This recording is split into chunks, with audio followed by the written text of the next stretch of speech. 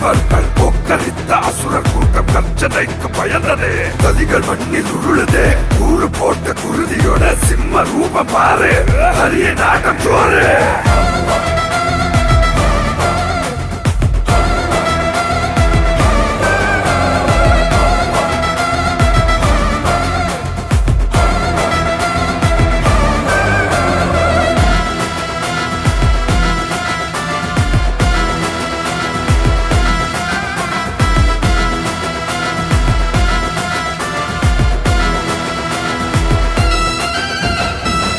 வந்த அஸ்திரம் நெஞ்சை கிளந்ததே.